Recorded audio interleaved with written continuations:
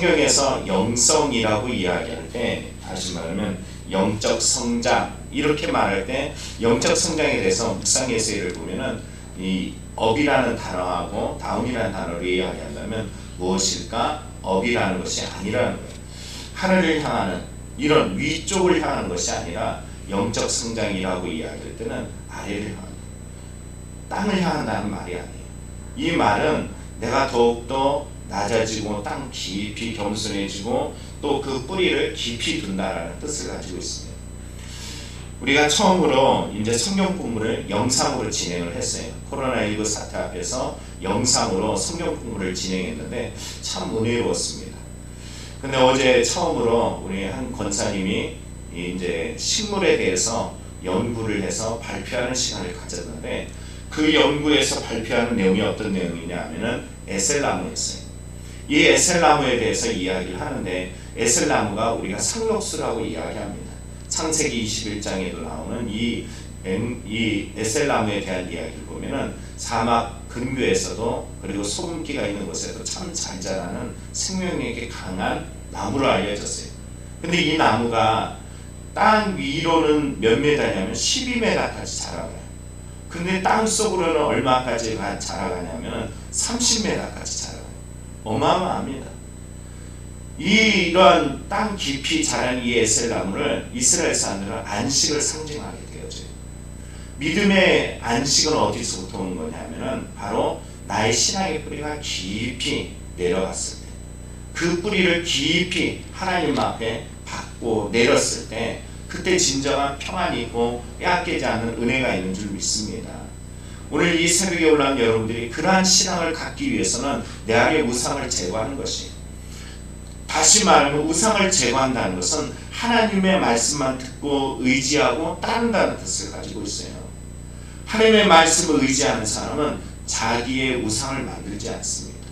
하나님을 의지하는 사람은 철저하게 말씀에 의지하고 말씀을 따르고 말씀 안에서 살아가게 되어 있어요. 오늘 본문을 보면은 이 구절을 보면 이와 같아요.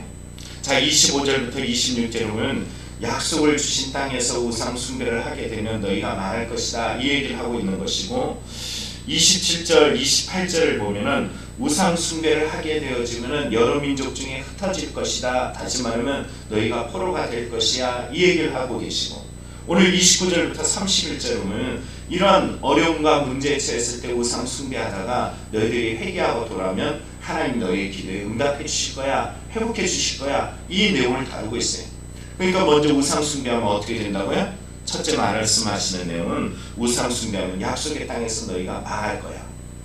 하나님이 우리에게 약속해 주시고 복 주시고 하나님이 약속의 은혜들을 너희에게 풍성히 주시지만, 너희가 우상 숭배를 하게 되는 날은 너희들이 망하게 될 거야. 바로 어디서? 그 가나안 땅에서, 너희 약속의 땅에서, 축복의 땅에서, 은혜의 땅에서, 감사의 땅에서, 더 이상 감사도 은혜도 기쁨도 감동도 없는 바로 그런 자리가 되겠죠. 은혜라는 것이 식어지고 하나님의 말씀이 내 안에서 사라지는 순간에 은혜의 자리가 더 이상 은혜의 자리가 되지 않고, 감사의 자리가 더 이상 감사의 자리가 되지 않아요.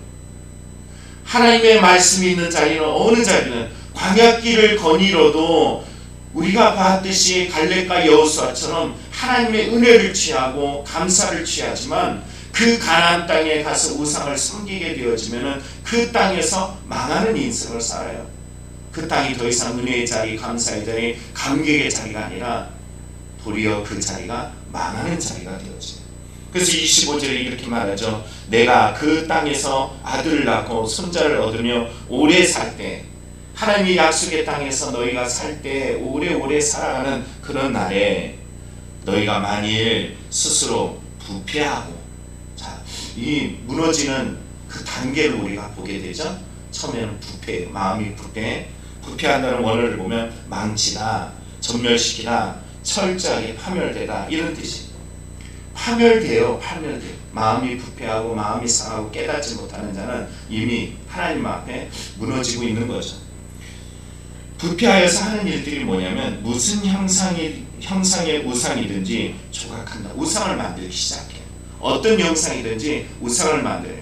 성경에 우리가 앞전에서 어제 말씀드린 것처럼 사람의 형상, 짐승의 형상, 물고기 형상, 하늘의 일월 성신의 형상, 이걸 만들어가요.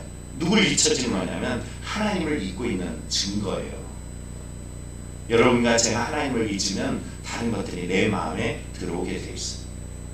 하나님이 아닌 다른 것들로 눈에 보여지려고 그래요. 이 보여지기 위한 이유는 뭘까요? 내가 기준이거든. 하나님은 안 보이고 우상이나 이런 것들은 보이잖아요. 그러니까 그 형상을 만들어요. 에레미야 10장에 말씀하셨던 이 우상은 어떤 거예요? 아무것도 아니야. 별 일 없어. 그것은 사람에 의해서 산에 가가지고 나무를 해다가 만든 것이라 여러분에게 화도 미치지 못하고 복도 줄 수 없는 아무것도 아닌 존재예요. 근데 그걸 만든 이유는 뭘까요? 눈에 보이거든요. 내 마음에 족하거든요. 자기 기준에 의해서 만드는 게 우상이에요. 이런 우상을 만들 때 하나님은 어떻게 보시느냐? 세 번째는 여호와 앞에 악으로 본다는 거예요. 이걸 악으로 행한다 이렇게 말씀하고 계시죠. 네 번째 보면은 그의 노를 일으킨다라고 이야기해요. 노를 일으키는 이유는 뭘까요? 하나님의 고통이거든요. 슬픔이거든요. 하나님을 잊어버리는 거예요. 하나님은 질투의 하나님이라 그러잖아요. 정말 사랑하는 사람이 나를 버리고 돌이킨다고 해봐요. 그래, 그렇게 사랑하지 않는 거죠. 그 사람이 가지고 있는 거기에 대해서 나를 버린 것에 대해서 슬프고 노한 마음을 가지는 것은 사랑하기 때문이잖아요. 하나님도 마찬가지예요. 우리에게 말씀하시는 것은 바로 그곳에서 너희가 어떻게 해야 되느냐? 그 약속의 땅에서 잊어버리면 끝나는 거예요. 잊어버리면 그 자리가 망하는 자리가 되어져요. 여러분 주님을 기억하시기 바랍니다. 이랬을 때 26절에 보면 이렇게 말씀하시죠. 너희가 요단을 건너가서 얻는 땅에서 속히 망할 것이다. 너희가 거기서 너희 날이 길지 못할 것이다. 너희가 거기서 전멸될 것이다. 하나님을 잊어버리고 하나님이 아닌 우상을 섬기는 것이 곧 망하는 길이에요. 하나님의 은혜를 잊어버린 자리는 어떤 자리라고요? 내 마음에 내가 기준이 되고 내가 보여지고 싶은 대로 내가 원하는 것을 향해 나아갈 때 그게 우상이고, 하나님의 뜻을 기다리지 못하고 자기가 만든 우상 때문에 그 자리가 망하는 자리가 되어집니다. 여러분 우상을 숭배하는 자가 아니라 주를 더욱더 찾는 자리가 되길 축복합니다. 두 번째 오늘 본문을 보면 우상을 숭배하면 포로가 될 것이라는 거예요. 그렇죠? 오늘 성경에 보면은 27절 28절에 보면은 이렇게 말씀하셔요. 너희가 우상 숭배하게 되면 여러 민족 중에 흩어질 것이고, 이 말은 어떤 말이에요? 포로로 잡혀갈 것이라는 거예요. 남은 수가 많지 않을 것이다 라고 이야기해요. 하나님이 너에게 어떤 약속을 하셨어요? 모세에게 너로 말미암아 큰 민족을 이루게 하리라. 출애굽기 할 때 그들이 장정만 60만 명이잖아요. 이 숫자가 어떤 의미예요? 이 민수기를 이제 넘버스라고 해요. 이 숫자의 숫자. 하나님의 약속으로 말하면 너희 수가 이렇게 커졌어, 대단해졌어. 하나님은 너에게 약속을 성취하시는 분이야. 이건데 너희가 우상을 숭배하고 하나님을 잊어버리는 순간에 너희들의 넘버가 줄어들었어, 숫자가 줄어들었어. 이건 뭘까요? 하나님의 복에서 떨어져 나가는 거예요. 그들의 수가 줄어들었어요. 그뿐 아니죠. 이 수로 줄어들 뿐만 아니라 그들이 어디로 간다고요? 포로로 끌려가는, 포로로. 이 포로라는 의미는 어떤 의미를 가질까요? 하나님이 주신 약속의 땅에서 내어 쫓긴다라는 거예요. 하나님이 주신 땅에서 내어 쫓기고 포로로 갔는데 그들이 어떻게 되는가? 오늘 다음 절을 보면은 우리는 네가 그렇게 원하던 것 아니야? 네가 그렇게 원했던 거 아니야? 그렇게 살아봐. 이렇게 말씀하고 계셔요. 자, 28절 한번 봅니다. 너희는 거기서 사람의 손으로 만든 바 보지도 못하고 듣지도 못하고 먹지도 못하며 냄새도 맡지 못하는 목석의 신들을 섬기랴. 나무로 만든 거나 돌로 만든 것을 신을 섬길 것이래. 어떻게 하면요? 야, 너 하나님을 외면하고서 너 그렇게 살겠다고 그랬잖아. 너 하지 말라 그랬는데 나중에 어떻게 해? 네가 하나님을 버리고 그렇게 원하던 것을 하게 될 것이다. 어떤 죄악이 있으면 그게 우상이 되어지는 순간에 그 죄를 내가 다스리는 것이 아니라 죄가 나를 다스리게 되잖아요. 하나님이 떠나간 곳에 죄가 나를 다스리게 되어 있어요. 어둠이 나를 지배하게 되어 있어요. 세상의 이 관념과 세상의 기준이 나를 통치하게 되어 있어요. 이 말로 달로 이야기하면은 우리가 그 모든 것들의 포로의 삶을 살아가게 되어지죠. 물질의 노예, 건강의 노예, 명예의 노예, 권력의 노예, 죄의 노예, 우리는 이런 것들 앞에서 포로 생활을 하게 되어 있습니다. 여러분, 이것으로부터 벗어난 이유는 뭘까요? 다음 세 번째 나오는 내용이 있어요. 오늘 본문에 보면 너희 수가 적을 것이요 라고 이야기했잖아요. 그 적은 수를 통해서도 하나님은 여전히 역사하셔요. 그 적은 수가 곧 희망이고 하나님의 일하심이 되거든요. 세 번째는 하나님이 너희가 그렇게 해서 우상 숭배하다가 고통을 당하고 어렵고 이러면 안 돼 하면서 주님 앞에 회개하고 돌아오면 하나님 너에게 응답해 주실 거야. 이 말씀을 하고 계시죠. 이 응답이 뭘까요? 바로 회복입니다. 자, 오늘 성경 보면 29절에 말합니다. 그러나 내가 거기서 내 하나님 여호와를 찾게 되리니 만일 마음을 다하고 뜻을 다하여 그를 찾으면 만나리라. 자, 오늘 성경 거기가 어디야? 포로 잡혀간 나라예요. 거기가 포로 잡혀간 나라, 고난당하는 곳, 지친 곳, 절망한 곳. 설마 하나님께서 이렇게 하시겠어? 라고 생각했는데 내 죄 때문에 이런 고통과 어려움과 문제가 발생했던 바로 그 자리, 거기서 내 하나님, 누구의 하나님? 여전히 하나님, 누구의 하나님이에요? 너희 하나님이야. 너희 하나님을 잊어버리지 않고 그곳에 찾으면, 찾게 한다는 것은 어떤 의미일까요? 우상을 만났던 너희들이 이제는 우상을 버리고 누구를 찾는 거예요?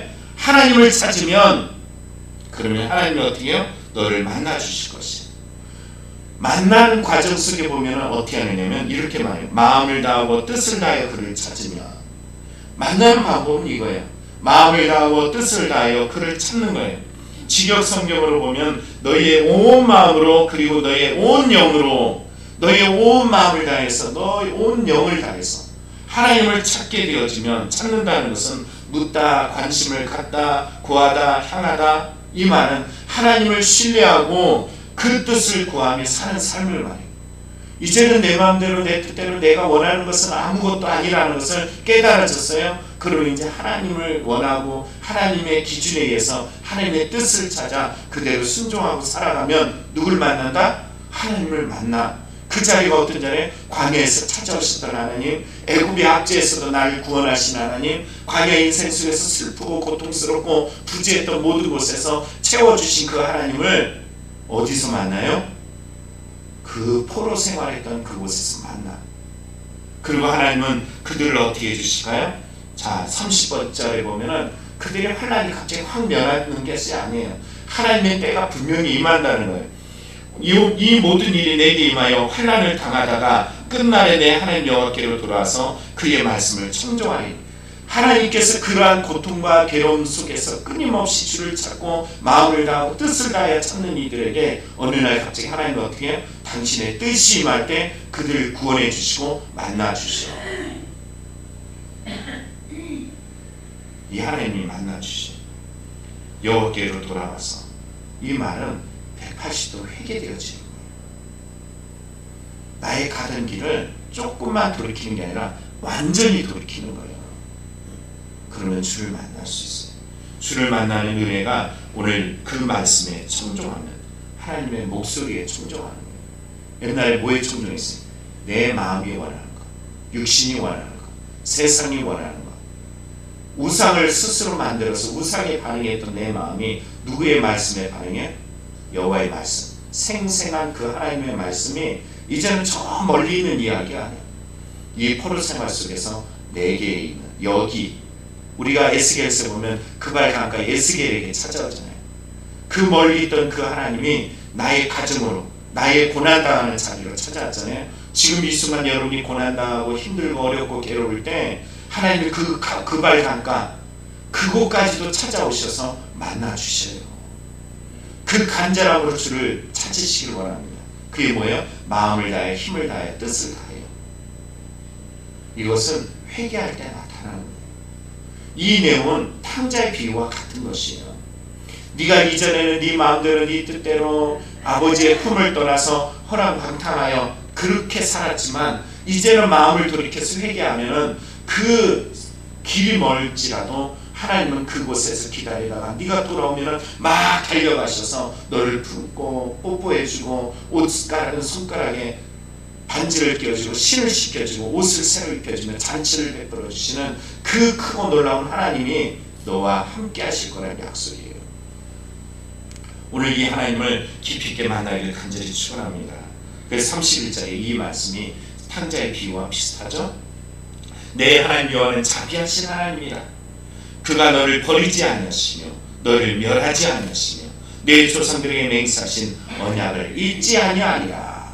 여러분, 이 은혜들이 여러분의 삶에 더 풍성하게 나타나기를 간절히 축원합니다.